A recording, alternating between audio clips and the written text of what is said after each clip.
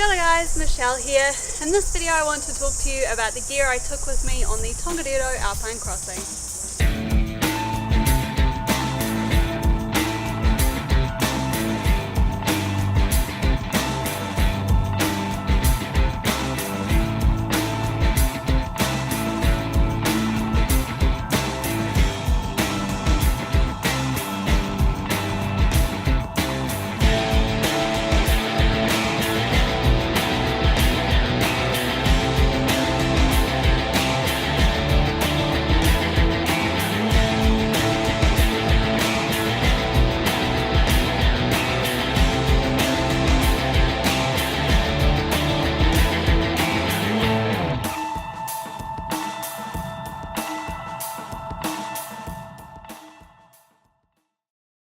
Okay, so the first thing we're going to start off with is my pack, which is the Z-Pack's Art Call. I mentioned in my video that I posted last week that this is probably overkill for something like the Tongariro Crossing. However, it was a good opportunity for me to test it. I'm really happy with this pack after my hike of the Alpine Crossing with it. It's very lightweight, it's very well balanced, and in general I'm really looking forward to taking it out on some longer hikes with me. So obviously everything else here is packed into the pack, but we'll just work our way around. So the footwear that I decided to take with me were my Ultra Lone Peak 3.5s, and again, something that was really amazing on this hike. I'm glad I took them instead of my Keen boots, because my feet just did not ache at all with them, and even on some of the more technical sections these were really well adequate enough to support my ankles on the downhills and also on the uphills. I managed to pick up a pair of these Smart Wool socks, which I wore for the entire duration of the hike, but I did also pack a spare pair of socks. And then the last little items you can see down there I actually had in the side pockets and hanging on my pack, so some hand sanitizer, obviously my wallet, just in case I needed that once we'd finished. Some earbuds, some lip balm, which is actually the Hurrah brand, and it's got some sort of SPF in it as well, so that was actually brilliant for keeping my lips moist. And also in my hip pockets I had my cell phone as well, which is what I'm currently recording with. So let's move on to the clothing that I wore. So these items here are pretty much what I wore the entire time. So I had my Kathmandu trailhead shorts. Underneath them I just wore a pair of plain black leggings. I broke the cardinal rule. I think they do have some cotton in it, but it wasn't raining at all, so they turned out perfectly fine. Just a polyester crop top there, and also again a cotton / polyester top, which I just used as a really light base layer. But underneath that I managed to pack in and was using for the start of it this icebreaker half zip top, which was absolutely amazing. Kept me very warm to start with, and then layered over the top of that was my Columbia PFG shirt, which I am so happy with. This material is just super lightweight. It's also UPF protected up to I think UPF 40 or 50, which managed to keep my skin really well protected from that harsh New Zealand summer sunshine. So I'd really recommend, if you're hiking down here, you pick up one of those. Also for my sun protection I did take a hat with me. Again, that's a non-negotiable item for hiking in the summer months in New Zealand. And then of course my eyewear as well, so I really wouldn't recommend spending any length of time outdoors without some sunglasses on. I did also take a puffy vest with me. This is just a cheap synthetic puffy vest that I picked up from Cotton On, I think it was, a few years back, and I did manage to wear that as well because it did get a little bit cold while we were sitting around at Emerald Lakes. The other piece of gear that I used pretty much the entire time was my Cascade Mountain Tech carbon fibre trekking poles. I'm super glad that I took them with me. They were just a huge help. Took a lot of pressure off of my legs and off of my feet, and were really helpful in getting down the Scoria Scree slope. So super happy I took those with me. Okay, so now we'll move on to some other items, not all of which are necessary, but are ones that I just found really helped me on this trek.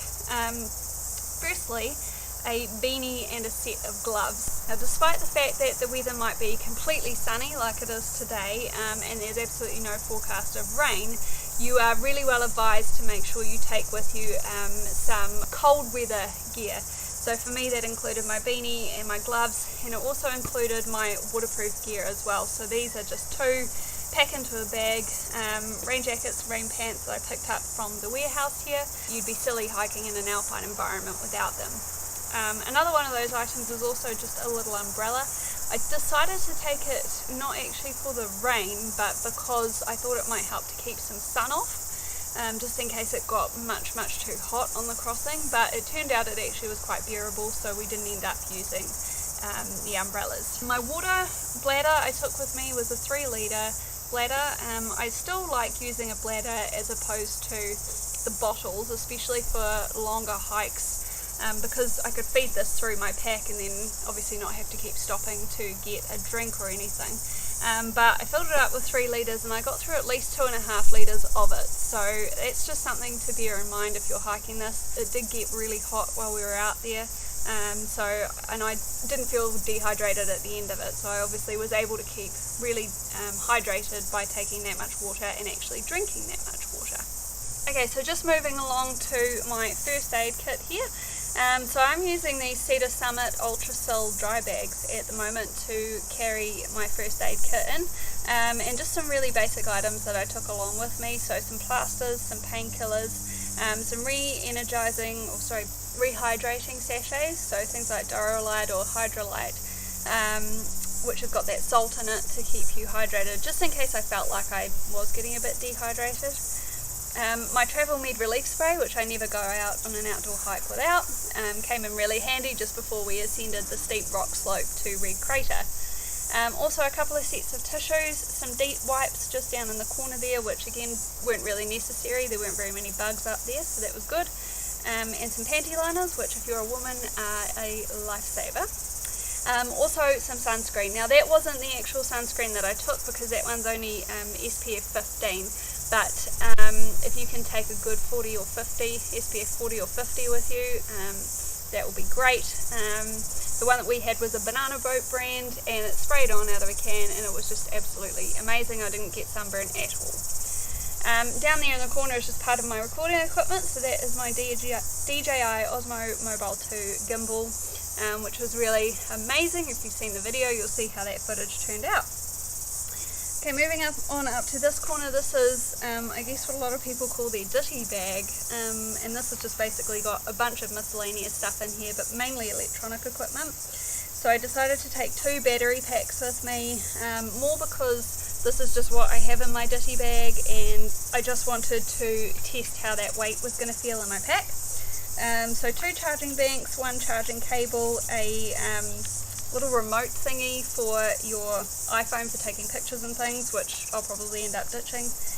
My headlamp, which is a must on any hike, regardless of whether you're planning on going for an overnight hike or not.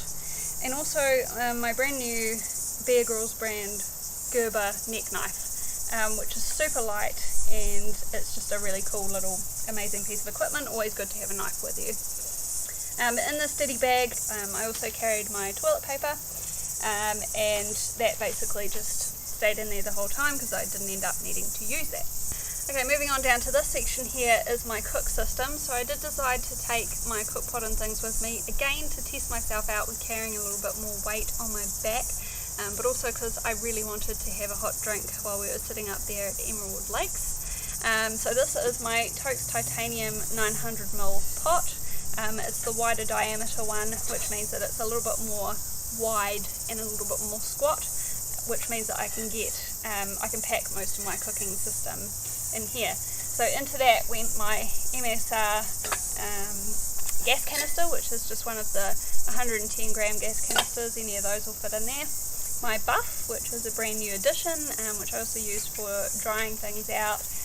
I didn't actually end up wearing it, but again I can use that for another day. Really handy little piece of equipment. My Cedar Summit X mug, which is collapsible and sits really nicely just in the top there. A Bic lighter, I actually just bought this as a new one, but I'm actually going to be picking out one of the big minis because this one's a little bit too big for what I want. That all went into my cook pot, and then actually what I ended up packing away in this ditty bag is my MSR Pocket Rocket 2 stove, which I used. Pretty happy with it, but the boil time was a bit longer than I was expecting, and I think that was probably because the wind was just a little bit too strong for it, but super lightweight. I'll eventually ditch this plastic canister, I think, just to shed some weight, and I'll probably end up wrapping it up in the buff that I've packed away in there. And then just in terms of camera equipment, the only other little item I took was my Nikon D5500 camera, which I took as dead weight because I never actually ended up using it. So I hope this video has given you some good ideas of some really important things that you need to make sure to pack if you are thinking about a hike of the Tongariro Alpine Crossing. Why don't you check out the description to this video down below, where there will be a link to my lighter packs gear list. The pack came to around about 8 to 10 kilograms once it was full. Obviously, on top of the gear that I've shown you today, I was also carrying a fair amount of food as well. 10 kilograms is roughly about 20 pounds if you're talking about metric measurements, and it actually wasn't too bad for hiking with across that alpine terrain. I just wanted to summarize a couple of things, and that is that obviously I did take quite a bit more stuff than probably is actually needed for a day hike of the crossing, and that is because I was using that hike as an opportunity to test my Z-Pack's arc haul and the amount of weight that I could carry on my back for a long extended hike like that. Probably you don't need to carry with you something like a ditty bag with a bunch of cables and chargers and things, although if you are like me and you do like to take a lot of photos and video, having an extra charger and charging cable will always be helpful. That doesn't mean that you should skimp on any of these items though. One of the big messages I'm trying to get across is that the Tongariro Alpine Crossing is by no means just a walk in the park. It's through quite harsh, rugged and treacherous alpine terrain, and if you're not fully prepared, then you could end up in a sticky situation, to say the least. So why not head over to my website www.longwhitegypsy.com, where I've just recently posted a 2-part guide to the Tongariro Alpine Crossing. The first part contains travel and logistical information on how you can safely get to and from the crossing in the most effective way. Together with that, there's also a breakdown of the track section by section, just so that you know exactly what to expect at each stage of the way. The second part of the guide covers things more like weather information, safety and gear tips to make sure that your hike of the crossing is as safe as it possibly can be. And while you're online, why not head over to my Facebook and Instagram pages, where just recently you'll find a lot of photos from my hike of the Tongariro Alpine Crossing, together with some photos from my past hikes and also some pretty exciting stuff coming up in the future. I hope you guys have been able to get some good information here on some of the gear you might want to consider taking with you on your hike of the Tongariro Alpine Crossing. Until next time guys, stay safe.